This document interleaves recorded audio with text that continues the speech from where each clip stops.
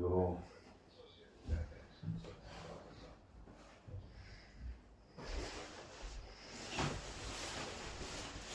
Joo. Joo. Joo. Missäs kaikki on? Kaikki semmoset tämmöset. Ne ollaan kuulkaa ihan rauhassa. Ne ollaan kuulkaa niin rauhassa, ettei mitään järkeä. Niin rauhassa. Annetaan se. Oi vitsi.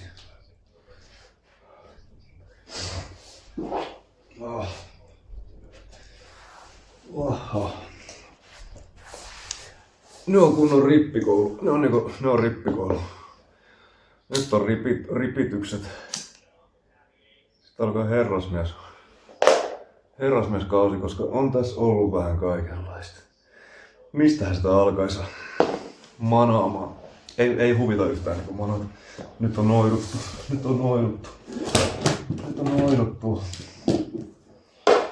Aivan tarpeeksi. On ollut vähän niinku sellaiset tilanteet. Mulla on tämmönen mikrofoni, lankavikki. Mä en tiedä yhtään mitä se tekeekö mitä. Joku voisi sen korjata, siitä se lanka palannut. No voisin kai niinkin sanoa. Katki se ainakin, jos se on niinku... Tää olisi hyvä kulissi silleen podcast-tyyliin, mut sanoma on vaan niin surkea, ettei kai tästä tarvii mitään mikkejä olla. Tää on niinku turhautumisen perältä toiminta, mitä tässä toimitetaan. Se on todella surkeeta. Se on perseestä. Mulla on kauhea halu saada tehdä jotain omaa, mutta mä en vaan millään keksiä. Siinä välissä mä sekoan. Siinä on Mr. Aleksi Laiho. Kova äijä oli kaikin puolin. Suuri esikuva minulle.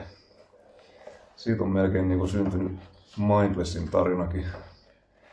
Luovasta hulluudesta ja siitä, että koko elämä on leikkikenttä, niin kuin Aleksi Laiho sen sanoi. Joo,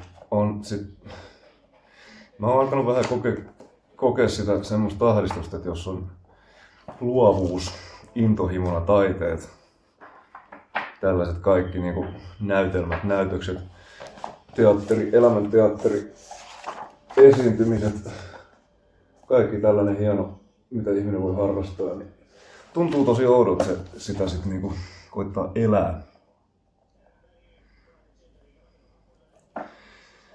Lukisin täältä jonkun pätkän, mutta mä en näe lukea mitään. Koska Monaco on niin kauhean kokoinen lotja, jengi luulee sitä usein hitaaksi. Moottorista irtoaa kuitenkin melkein 400 hevosvoimaa, eli pirssi liikahtaa ulkonäkönsä verrattuna todella rivakasti. Härnäsinkin joskus moottoritilla jollain katurasseilla ajelevia tyyppejä. Joo. Kyllä. Laiho oli autoilijamies. Ja nuoruus menikin sitten Apulannan parissa. Se oli kyllä sekavaa aikaa. Jumalauta, Toni Virtasen sanotukset on niinku mitä, miksi, mato, mikä, mato, jaha. Sitten se oli sitä sekavaa aikaa. Nirvanaa mä en nuorempana hirveästi yhtä arvostanut, kun Kurtti eli vähän kyseenalaisen olosta elämää, mutta myöhemmin siihen tuli sitten perehdyttyä, että mitä se taiteilijan hippielämä on sitten. Semmostakin eläneenä olen semmostakin elänyt. NHL 08 Teemu Selänne. Se on kyllä kans kova äijä. Sitten on Ray Charles. Siinä on kans melkoisen elämän elänyt herrasmies. Mitenhän tääkin niinku... Tää on muuten hyvä leffa, tää kannattaa katsoa. Saa vaikutteita. Voi sanoa, että saa vaikutteita. Ja lisää Nirvanaa. Saa kyllä vaikutteita näistä herkkämielinen ihminen. Jotenkin Poromi oli tosi raju juttu, kun se kolahti silleen. Se vaan meni suoraan ytimiin. Muista kun parhaan kaverin kanssa ajeltiin aina ja luukutettiin Poromiin, niin oli kyllä melkoiset tunnelmat oli. Et kumpikin miettii, että jos osaisi tehdä musaa, niin se musa olisi just sellaista kuin mitä se olisi. Sitten meillä on Apulanta-kirja. Jos mä pystyisin rauhoittua ja perehtyä tällaiseen lukemiseen, niin mä lukisin teille äänikirjan sinne internettiin, mutta jotenkin toi ottaa aina niinku ylivallan kaikki tollanen touhotus. Innostuu liikaa, sitten ei siinä ole mitään järkeä oikein. Sitten on vaan sekavaa sekoilua.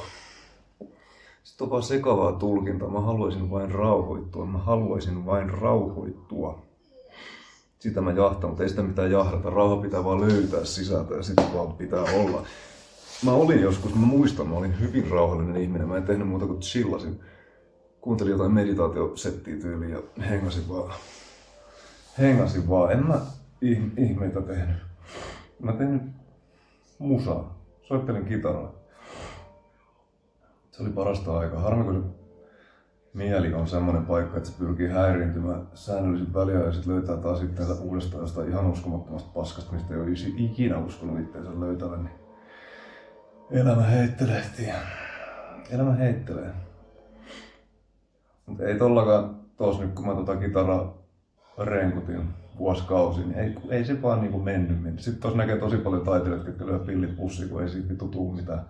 Ja suurin osa taiteilijoista tosiaan käy normaaleissa töissä. Et ei se suusoittokaan oikein niinku leiviksi lyö. Sieltä tarvitsisi olla joku pohjaratkaisu valmiina, että mille sitä rakennetaan. Mindless on kiva ajatus, mutta se mielettömyysteoria on vähän kyseenalainen. Vaikka totta kai pitää olla pioneeri ja uran uurta ja pitää olla erilaisia reittejä ja suuntia. Mutta rauha on joskus vaikea löytää. Joskus se on vaan vaikea löytää se rauha. Se on vaan niinku hetkessä, mihin ei kerkeä millään jäämään hengailee, kun pitää taas mennä. Se on se hetki, mitä me kaikki jahdataan. Se on se hetki, mikä on koko ajan tässä, mutta sit sitä ei enää ole. Ja nyt olisi viisaampi häipyä täältä sekin, mutta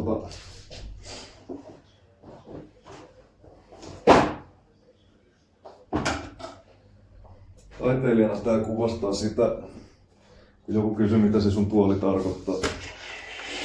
Siinä on minä. Tossa on minä. Minä olen näkymätön. Mua ei käytännössä oikeasti ole, siksi mä joudun jatkuvasti keksiä itteni, että mä olisin olemassa. Ja siitä syntyy nimimerkki. Alun perin olin olematon. Sitten musta tuli mindless flow, kun mä tajusin, että mä en saa mistään kiinni ihmisen. Mä en saa mistään kiinni, mitä täällä tapahtuu. Mä en pääse mihinkään mukaan. Mä en ymmärrä mistä. Mä oon aina ulkopuolella. Mä oon omassa kehossakin mä katson itseäni ulkoa ja mietin, että mikä on mennyt pieleen. Miksi mä pääsen tähän juttuun niin sisään. Miksi mä sisäistä? Miksi mä opin? Miksi mä ymmärrä? Miksi mä kasva? Miksi mä saan niinku vastuuta mistään? Edes itsestäni en saa. Mä en saa kiinni. Mikään ei mene mihinkään. Mikään ei lähde minnekään. Tässä on kaikki mihin mä kykenen. Kuvaamaan esineitä, mutta se kadottaa sut ihmisenä. Sitä vaan on niinku jossain jemmas jatkuvassa syötöllä. Sitten huutelee turhautumisia, kun ahdistaa. Ahdistus on myös yksi vittu. Siitä on saanut jo miljoona eri aihetta, kun ahdistaa. Mä olen varmaan kuvaamaan tuossa tuolissa jotakin tuohon tuoliin tai esineitä ja kuvailen niitä sitten aina siinä. Saatte katsoa semmoista. Tää loppuu tää toiminta. Tää toiminta loppuu. On pakko saada idea. Mikä on niinku kantava. Ennemmin hiljaa, kun tekee turhaa paskaa. Ennemmin tekemättä mitään, kun tekee vaikka just musaa silleen, että ei sekään silleen palkittu. Se on nyt jotenkin loppu sekin juttu. Se on niin sekavaa tulkintaa. Hengitetään syvää, ollaan hiljaa. Joo. Ei oo helppoa.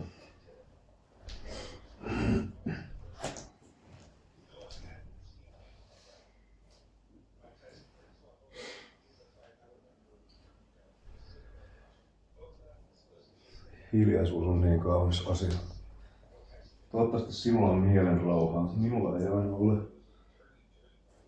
Tai toivottavasti teillä on mielen rauhaa. Teillä katsojilla. Toivottavasti teillä on mielen rauhaa. Se on arvokas asia.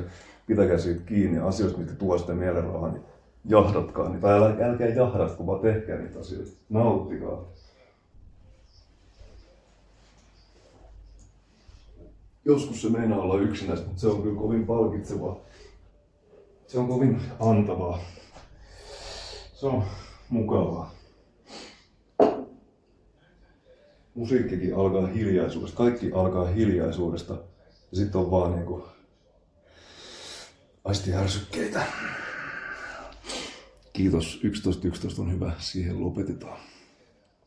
5, 6, 7, 8, 9, 10 ja 11.11.